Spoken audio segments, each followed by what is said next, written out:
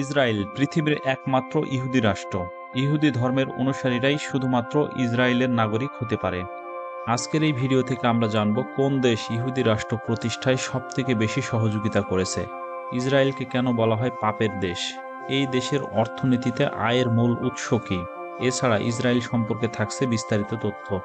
এ ধরনের আরও ভিডিও দেখার জন্য এই চ্যানেলটি সাবস্ক্রাইব করার অনুরোধ করছি। প্রথম বিশ্বযুদ্ধের আগে ইসরায়েল নামের কোনো রাষ্ট্র পৃথিবীতে ছিল না। সেই সময় বর্তমান ফিলিস্তিনি এবং ইসরায়েল অটোমান সাম্রাজ্যের অধীনে ছিল।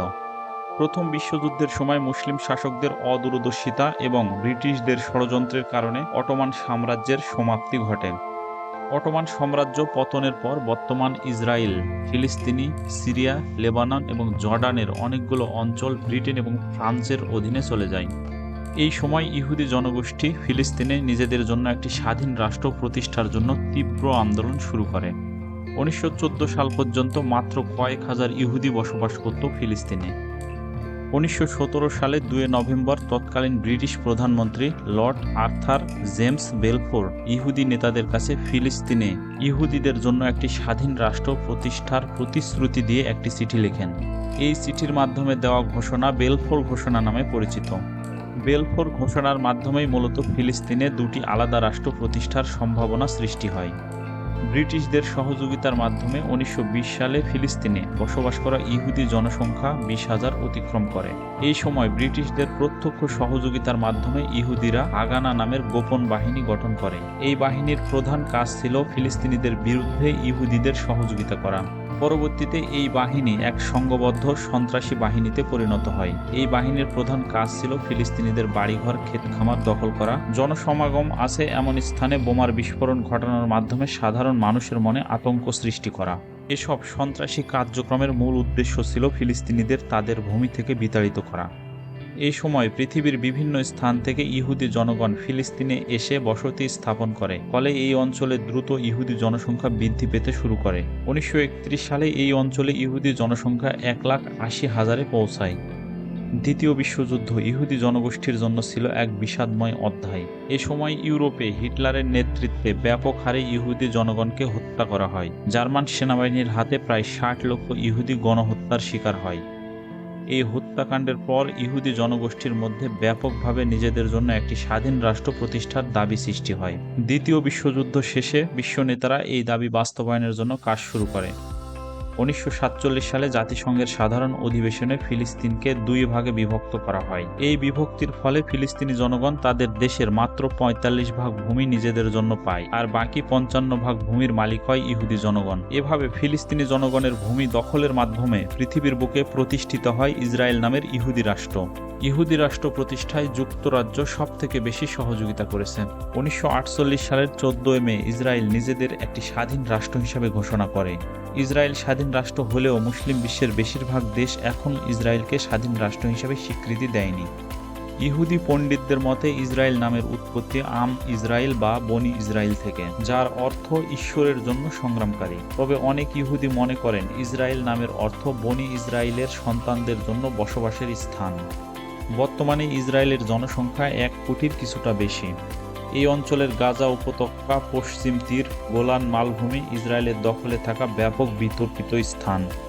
ইসরায়েলের তেমন কোনো প্রাকৃতিক সম্পদ নেই, তারপরে এই দেশটি পৃথিবীর অন্যতম অর্থনীতি, রাজনীতি এবং সামরিক শক্তিধর দেশ।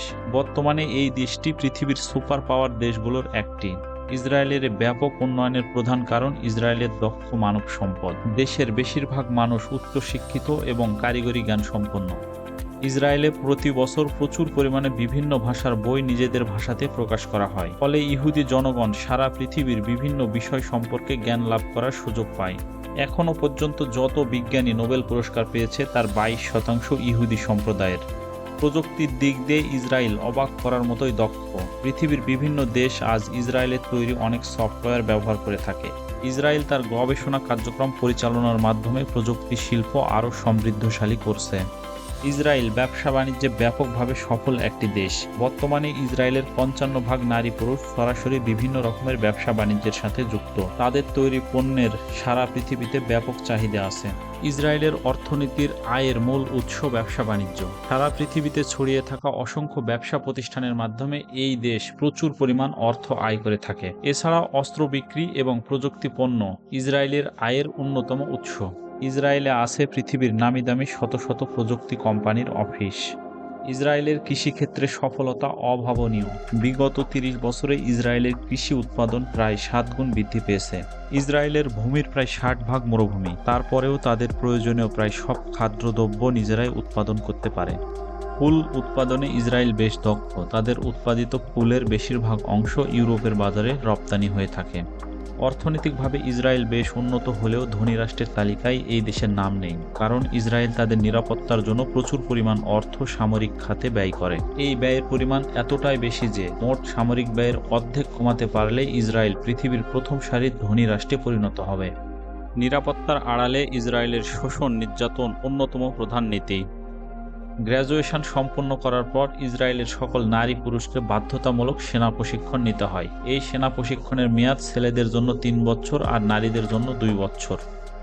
বিগত কয়েক দশক ধরে প্রতিদিন শত শত ফিলিস্তিনি নারী ও শিশু সহ সব বয়সী মানুষের মৃত্যু ঘটছে ইসরায়েলি সেনাদের হাতে। এজন্য বিশেষ করে মুসলিম বিশ্বের দেশগুলো ভীষণভাবে ক্ষিপ্ত ইসরায়েলের শাসক গোষ্ঠীর উপরে। সম্ভাব্য যুদ্ধ প্রতিহত করার জন্য ইসরায়েল প্রচুর পরিমাণ অর্থ সামরিক খাতে ব্যয় করে এবং তার নাগরিকদের সামরিক প্রশিক্ষণ প্রদান করে। ইসরায়েলের নিরাপত্তা বাহিনীর নাম IDF। এই দেশের ১,৭৬,৫০০ জন সক্রিয় এবং ৪,৬৫,০০০ রিজার্ভ সেনা আছে। ইসরায়েলের বিমান বাহিনী পৃথিবীর ৪র্থ অবস্থানে আছে। পৃথিবীর অনেক ধ্বংসাত্মক যুদ্ধ বিমান আছে ইসরায়েলের বিমান বাহিনীর হাতে। ইসরায়েলকে পারমাণবিক শক্তিধর দেশ হিসাবে বিবেচনা করা হয়ে থাকে, তবে ইসরায়েল নিজেদের কাছে পারমাণবিক অস্ত্র থাকা বা না থাকার বিষয়ে এখনও পর্যন্ত কোনো স্পষ্ট বক্তব্য প্রদান করেনি। ইসরায়েলের প্রতিটি বাড়িতে ভূগর্ভস্থ বাংকার থাকা বাধ্যতামূলক। বিশ্বের সবথেকে ভয়ঙ্কর গোয়েন্দা বাহিনী মোসাদ ইসরায়েলের নিরাপত্তার জন্য কাজ করে থাকে। আরব বিশ্বসহ পৃথিবীর অনেক দেশে মোসাদ তার কার্যক্রম দিয়ে বেশ কুখ্যাতি অর্জন করেছে। এদেরকেই পৃথিবীর ১ নম্বর গোয়েন্দা সংস্থা হিসেবে বিবেচনা করা হয়। সামরিক বিশেষজ্ঞদের মতে মোসাদ না থাকলে অনেক আগেই ইসরায়েল বিলুপ্ত হয়ে যেত। বিশেষ করে আরব ইসরায়েল যুদ্ধে মোসাদ তার কর্মদক্ষতা দিয়ে ইসরায়েলকে বিজয়ী করতে গুরুত্বপূর্ণ ভূমিকা পালন করেছে। জেরুজালেম ইসলাম, ইহুদি, খ্রিস্টান ৩ ধর্মের মানুষের কাছেই পবিত্র স্থান। ইসলাম ধর্মের অনেক নবী রাসূল এই স্থানে আগমন করেছেন এবং অনেক নবী রাসূলের কবর এই ফিলিস্তিনে। এখনও পর্যন্ত ৫২ বার জেরুজালেম শহর বিভিন্ন শত্রুর আক্রমণের শিকার হয়েছে। এছাড়া ৪৪ বার এই ভূমি দখল এবং পুনরুদ্ধার করা হয়েছে। ইসরায়েলের বিভিন্ন স্থানে ছড়িয়ে ছিটিয়ে আছে অনেক প্রাচীন সভ্যতার অনেক নিদর্শন। সম্প্রতি জেরুজালেমে মাটি খুঁড়তে গিয়ে খুঁজে পাওয়া যায় ১,০০০ বছরের পুরাতন শহরের ধ্বংসাবশেষ। ইসরায়েলে আছে ডেড সি বা মৃত সাগর। এই সাগরের পানিতে যে কোনো মানুষ কোনো কিছুর সাহায্য ছাড়াই ভেসে থাকতে পারে। এই পানিতে লবণের পরিমাণ প্রায় ৩৪.২%। এই অত্যাধিক মাত্রার লবণের কারণে মানুষ এই পানিতে ভেসে থাকতে পারে। মাত্রাতিরিক্ত লবণের কারণে এখানকার পানিতে কোনো উদ্ভিদ এবং প্রাণী বেঁচে থাকতে পারে না। এজন্য এই সাগরকে বলা হয় ডেড সি বা মৃত সাগর।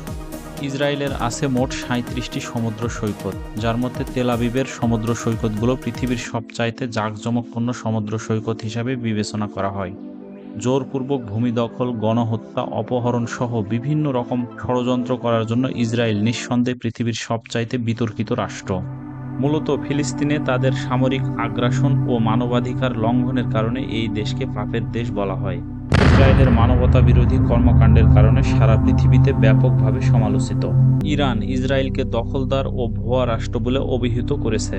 ইসরায়েল রাষ্ট্র একটি জটিল এবং বিতর্কিত অধ্যায়, যা পৃথিবীতে ধর্মীয়, রাজনৈতিক ও মানবাধিকার ইস্যুতে গভীর সমস্যার কারণ। ইসরায়েল রাষ্ট্র সম্পর্কে আপনার মতামত জানাতে অবশ্যই কমেন্ট করুন। ভিডিওটি ভালো লাগলে লাইক করুন।